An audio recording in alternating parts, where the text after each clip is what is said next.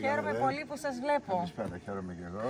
Τι ωραία που τα λέει ο κύριος Πάντος, τι ωραία που τα σχεδιάσατε όλη η ομάδα σας. Πιστεύετε λοιπόν ότι τελικά αυτό, το γεγονός ότι βρεθήκατε και είσαστε πλέον, θα το πω εγώ πιο λαϊκά, αλφα-εθνική, είναι μέρος της ομάδας και της προσπάθειας, είναι συλλογική αυτό που καταφέρατε μέχρι σήμερα? Καταρχάς θεωρούμε ότι σας έχω και τους δύο κοντά μου. Αυτό το ταξίδι που λέμε το ταξίδι προς την Ιθάκη και είμαστε στην Κο, έχει μεγάλη ιστορία, αλλά και ακόμα έχουμε κάτι διαδρομή. Έχουμε κάνει πολύ σημαντικά βήματα, διότι ενώνουμε πανταχού του κόσμου τους σημαντικούς Έλληνες γιατρούς μέσα από το Παγκόσμιο Ιπποκράτειο Ινστιτούτο, μέσα από την ορθοδοσία, μέσα από τα πανεπιστήμια στα οποία δίνουμε τον όρκο, αλλά πάνω απ' όλα όπου υπάρχουν Έλληνες γιατροί, έχουμε θριαμβεύσει και στο εξωτερικό, και στην Αμερική και στον Καναδά. Όλους αυτούς λοιπόν είμαστε μια ομάδα και πιστεύουμε ότι μπορεί η Ελλάδα, και ήδη έχει ξεκινήσει,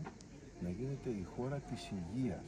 Δηλαδή ο παγκόσμιος ασθενής, ο παγκόσμιος πολίτης, να μπορεί να διατηρεί την υγεία του μέσα από την ευζωή, τη μακροζωία, ή να απολαμβάνει τη γνώση με πιστοποίηση και με απόλυτο οικονομικότερο και καλύτερο τρόπο εδώ στην Ελλάδα.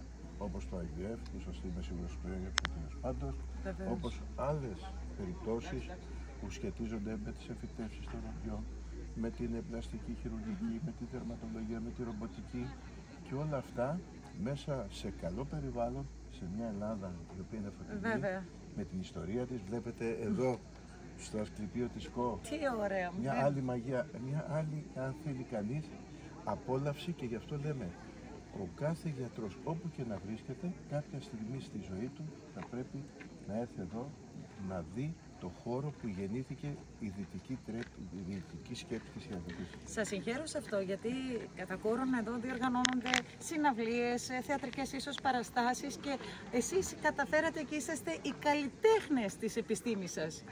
Είναι και αυτό μέρος της επιτυχίας σας, έτσι δεν είναι, κύριε Πάντο? Φέρνουμε τον επιστημονικό κόσμο, φέρνουμε τους γιατρούς, σκεφτείτε, αν όποιος γιατρός, όποια μεριά αγωνία του κόσμου σκεφτεί ότι θα πρέπει κάποτε να πάω στην Ελλάδα να ακολουθήσω τη διαδικασία του αυθεντικού όρκου του Ιπποκράτη, να μπει μόνο στη σκέψη, ξέρετε πόσος κόσμος θα έρθει εδώ πέρα? Πάρα πολύ. Θα είναι ένας νέος προορισμός. Είναι μια αναπτυξιακή προοπτική, η οποία είναι βαθύ, δεν είναι τυπική, και προφανώς όλη αυτή η διαδικασία συμβάλλει. Και σε αυτή τη συμβολή και εσείς που έρχεστε σε επαφή με την ομογένεια, με την ενημέρωση, μέσα από τον τρόπο του να δείξετε τι ακριβώς γίνεται, είναι προφανώς συμβολή. Και σε αυτή τη συμβολή όλη η κρίκη είναι πολύ σημαντική για να κάνουμε τη μεγάλη αλυσίδα της ανάπτυξης και του ιατρικού τουρισμού. Ολοκληρώνοντας, πριν απολαύσουμε όλοι μαζί αυτή την υπέροχη τελετή που μας έχετε διοργανώσει, μία ερώτηση έχω να σας θέσω. Ανάμεσα σε όλους αυτούς τους προορισμούς που ταξιδέψατε ανά όλο τον κόσμο, οι μεγαλύτεροι σε εισαγωγικά φαν είναι τελικά οι ομογενείς ή οι φιλέλληνες μέσω των ομογενών?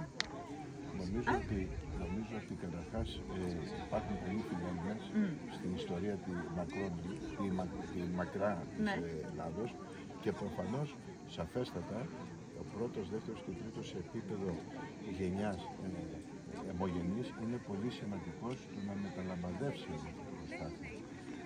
Θα έλεγα όμως, ειδικά όπως και η περίπτωση του ΕΔΕ του κ. Πάντου, έρχονται από όλο τον κόσμο ανεξάρτητα της φιλελληνίας, αν είναι φιλέλληνες ή όχι, αν είναι αιμογενείς ή όχι, διότι ξέρουν, διαβάζουν, ενημερώνονται, έχουν μυθεί σε αυτή τη φιλοσοφία. Και γι' αυτό ακριβώς κάποιος που θέλει να γεννήσει ένα παιδί κατά τη θα πάει εκεί που μπορεί να το γεννήσει όταν έχει αποτύχει. Άρα λοιπόν θεωρώ ότι είμαστε σε μια κομβική, σημαντική στιγμή, με αισιοδοξία κοιτάμε το μέλλον και με αισιοδοξία φέρνουμε τα παιδιά εδώ να δώσουν αυθεντικό όρκο. Και ξέρετε και εγώ που έχω γεννηθεί στο εξωτερικό στην Αυστραλία, πόσο σημαντικό είναι η ομογένεια να αισθάνεται ότι δένεται με την δεμένη ακόμα με την Ελλάδα, και κυρίως για την δεύτερη και τρίτη γενιά που θα γεννηθεί στο μεγαλύτερο. Το έχει ανάγκη. Το έχει ανάγκη και η ομογένεια, αλλά και εμείς οι ίδιοι. Η κατεπέκταση των γενεών, πόσο μάλλον μέσα από τα δικά σας χέρια, κύριε Πάντο, γιατί και η υπογονιμότητα είναι ένα βασικό σημείο αναφοράς και συζήτησης μέσα σε αυτές τις μέρες που διανύεται έτσι δεν είναι? Υπογονιμότητα, δημογραφικό, καμία περίπτωση κάποιων ανθρώπων, της γυναίκας, του άντρα, του ζεύγους, που θέλουν να κάνουν παιδί και δεν μπορούν, Η επιστήμη έχει απαντήσει.